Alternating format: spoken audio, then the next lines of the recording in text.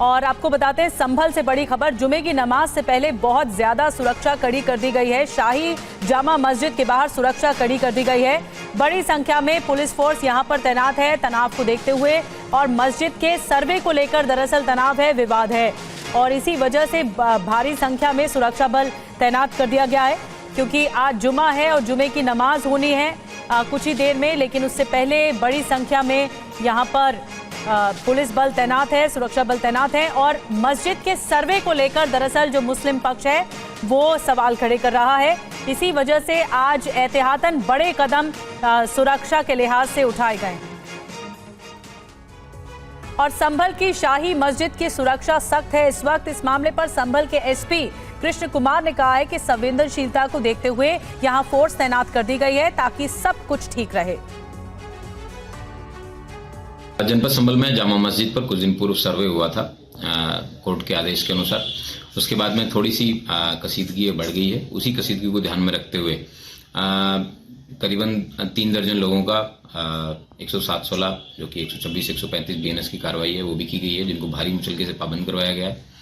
उसके साथ साथ फुट पेट्रोलिंग जिसमें पीएसी, आरएएफ और जनपद के विभिन्न थानों की पुलिस के माध्यम से फुट पेट्रोलिंग की गई है। जनपद में शांति का माहौल है वो बरकरार रहेगा, और कोई भी व्यक्ति शांति व्यवस्था को बिगाड़ने का प्रयास करता है या कोई भी अराजकता फैलाने का प्रयास करेगा उसके खिलाफ कठोरतम कार्रवाई है वो अमल में लाई जाएगी।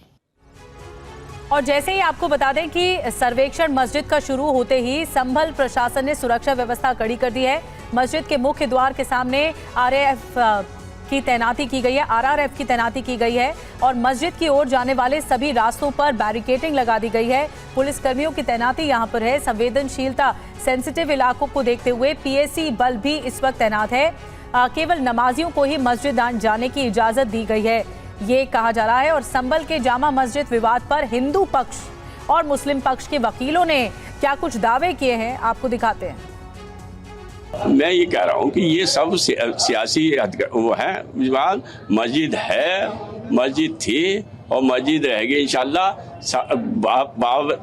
बाबर के ज़माने में बादशाह बाबर ने उस अब्दुल बाकी अपने मीर बाकी के ज़रिए इस मस्जिद को अपनी ज़मीन पर तामीर कराया था। ज़मीन हमारी है, उस पर बिल्डिंग हमारी है, मस्जिद हमारी, और तब से आज तक 450 साल से ज़्यादा वक्त हो गया हम उस पर बराबर पूरी तरह से नमाज पढ़ते चले आ रहे हैं। अब ये मैटर जो है जुडिशियल मैटर हो चुका है, न्यायालय में आ चुका है। इसका जो भी रिजल्ट होगा न्यायालय तय करेगा, और हम न्यायालय के आदेश को मानेंगे, हम मानते चले आए।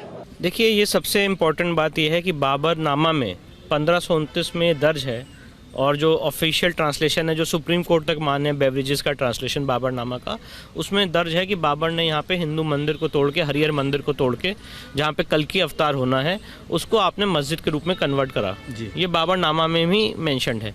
इसके बाद आईने अकबरी, जो अबुल फजल अकबर के कोर्ट मास्टर थे, उन्होंने आईने अकबरी लिखी है। उसके पेज नंबर 281 पे ये हरिहर मंदिर का जिक्र है, और ये है कि कल की अवतार यहीं पर होना है, और उसको मस्जिद के रूप में कन्वर्ट किया गया।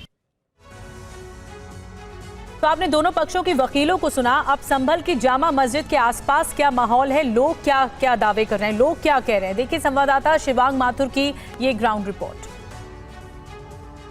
संभल में स्थित शाही जामा मस्जिद को श्री हरिहर मंदिर बताने के दावे के बाद जिले के अंदर कहीं ना कहीं तनाव साफ तौर पर देखा जा सकता है। और इस वक्त हम मौजूद हैं संभल के शाही जामा मस्जिद के बाहर, जहां पे जो नमाजी हैं वो आप देख रहे हैं कि अभी नमाज करके बाहर आ रहे हैं। सुरक्षा व्यवस्था को पुख्ता तौर पे यहाँ पे तैनात किया गया है। पीएसी की टीम हो या फिर उत्तर प्रदेश पुलिस के जवान और अफसर हो, उन लोगों को यहाँ पे भारी संख्या में तैनात किया गया है। ये जो विवाद अब कोर्ट में गया है, या आपके स्थानीय कोर्ट में गया है कि ये जो शाही जामा मस्जिद है ये असल में पौराणिक तौर पे श्री हरिहर मंदिर हुआ करता था। ये पृथ्वीराज चौहान का मंदिर था, हरिहर मंदिर। उनकी ये राजधानी थी संभल, पहले राजधानी थी संभल। ये मंदिर उनका विशेष मंदिर था। ये उसमें रोज नित्य प्रति रोज पूजा करते थे। ये कौन करते थे पूजा? पृथ्वीराज चौहान। पृथ्वीराज चौहान, जी जी। अच्छा। और इसमें जो है उनके यहाँ से लेके, कहते हैं दिल्ली से, यहाँ संभल से लेकर दिल्ली तक सुरंगें हैं, उसका प्रमाण है। यहाँ पे कई मकान जो है उसके नीचे जो है सुरंग है, ऐसे कोई 15-15 फीट नीचे।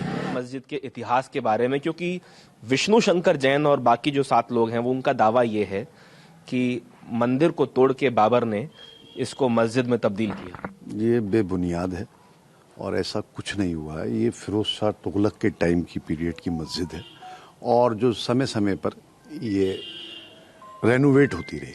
1529 में ये रेनोवेट हुई। मीर बेग जो बाबर के गवर्नर थे उन्होंने इसे रेनोवेट किया। ऐसा कुछ नहीं, ये मस्जिद ही थी और मस्जिद है और इंशाल्लाह मस्जिद रहेगी।